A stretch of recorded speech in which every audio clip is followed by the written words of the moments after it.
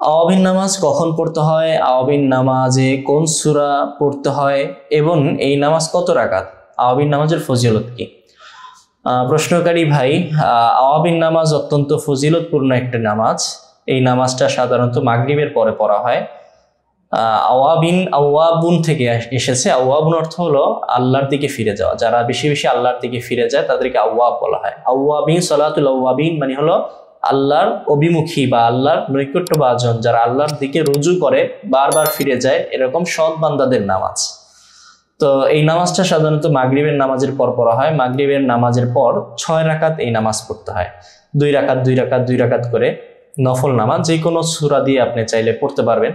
2 রাকাত 2 রাকাত করে যদি এই নামাজটা 6 রাকাত পড়ি, তাহলে আল্লাহ রাসূল সাল্লাল্লাহু আলাইহি ওয়াসাল্লাম হাদিসের মাঝে বলেছেন, মান সাল্লা বা'দাল মাগরিবি 6 রাকাআতিন লাম ইয়াতাকাল্লাম ফিমা বাইনাহুন্না বিসুইন উদিলনা লাহু বিইসনাতাই আশরাতা সানাতান। যে ব্যক্তি মাগরিবের নামাজের পর 6 রাকাত নামাজ পড়বে এবং মাগরিবের নামাজ আর এই 6 রাকাত নামাজের মাঝে যদি কোনো খারাপ অশ্লীল কোনো কথাবার্তা সে না বলে থাকে, ঝগড়াঝাটি না করে থাকে, তাহলে আল্লাহ তাআলা এই 6 রাকাত নামাজ পড়ার কারণে তাকে আল্লাহ তাআলা 12 বছর ইবাদতের সওয়াব দান করবে। সুবহানাল্লাহ।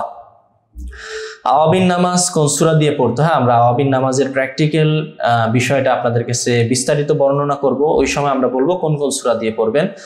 এখন চলুন আওয়াবিন নামাজ কোন সূরা দিয়ে পড়তে হয়। আওয়াবিন নামাজ যেহেতু একটা নফল ইবাদত, তো অন্যান্য নফল ইবাদত আপনি যেভাবে পড়েন, তাহাজ্জুদ নামাজ, সালাতুল হাজত, ইশরাকের নামাজ, অথবা জোহরের পরে, মাগরিবের পরে আমরা যে নফল পড়ি, ওই নামাজগুলো যেভাবে পড়ি, বা জোহরের সুন্নত, ফজরের 2 রাকাত সুন্নত আমরা যেভাবে পড়ি, আওয়াবিন নামাজ হুবহু ওইভাবে পড়তে পারি। অর্থাৎ আমরা যখন আওয়াবিন নামাজ পড়ার ইচ্ছা করব মাগরিবের পরে, তখন আমরা প্রথমে নিয়ত করব যে আমি 2 রাকাত আওয়াবিন নামাজ পড়ার ইচ্ছা করছি। আরবিতে যদি বলেন, আরবির প্রয়োজন নাই, যদি তারপর বলতে চান তাহলে এইভাবে বলবেন, নাওয়াইতু আন উসাল্লিয়া লিল্লাহি তাআলা রাকাতাই সালাতিল আওয়াবিন। এইভাবে বলবে, বলে আল্লাহু আকবার বলে কান পর্যন্ত হাত উঠাবে, হাত বাঁধবে, এরপর সানা পড়বে।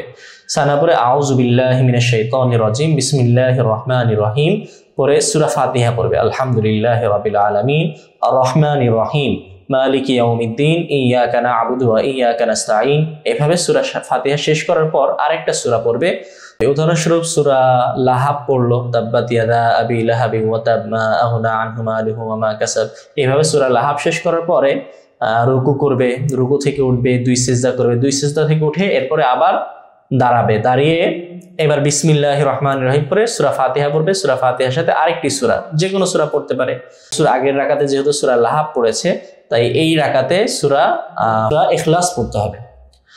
সূরা ইখলাস পড়লো, কুল হুয়াল্লাহু আহাদ আল্লাহুস সামাদ লাম ইয়ালিদ ওয়া লাম ইউলাদ ওয়া লাম ইয়াকুল লাহু কুফুয়ান আহাদ। সূরা ইখলাস শেষ হয়ে গেলে এরপর আপনার রুকু করতে হবে। রুকুতে 3 বার 5 বার রুকুর তাসবিহ পড়তে হবে, সুবহান রাব্বিল আযীম। রুকু থেকে সোজা হয়ে দাঁড়াতে হবে।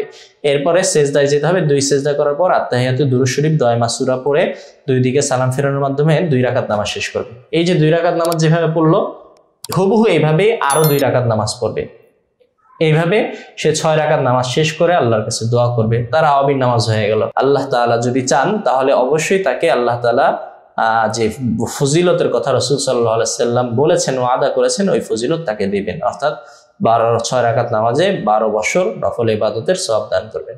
আমাদের সকলেরই এটার অভ্যাস করা উচিত। অল্প সময়ে 12 বছর নফল ইবাদতের সওয়াব অনেক বেশি। আল্লাহ তাআলা আমাদের সবাইকে আমল করার তৌফিক দান করুন।